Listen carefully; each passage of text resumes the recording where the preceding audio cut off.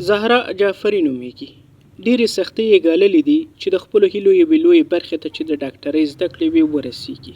هغې په ډېرې خوارۍ ځان د کابل تر طبي پوهنتون رسولې وه، خو طالبانو د نوموړي د زده کړو مخه ونیوله او د پوهنتون دروازه یې پر مخ وتړله. زهرا بیرته خپل ټاټوبي دایکندي ولایت ته راوګرځېده او پرېکړه یې وکړه چې بیا پر خپلو پښو ودرېږي. هغې اوس په دې ولایت کې د جامو ګنډلو او پیرلو کاروبار شروع کړی دی. آرزوی من این بود که دکتر شم.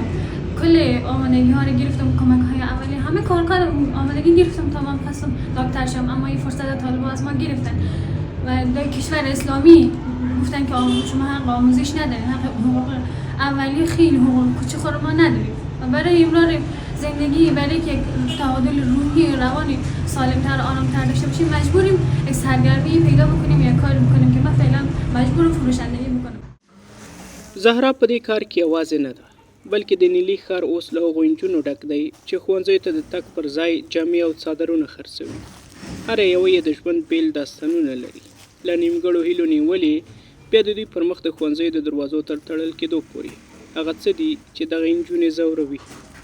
موضوع بسیار خیلی موضوع مهمه که باید پیگیری شود و ما خواهشمندیم که دوباره مکاتب باز شود، ما بتونیم دوباره درسای خود ادامه بدیم. مدت 4 سال میشه که مکاتب به روی از ما بسته هستن.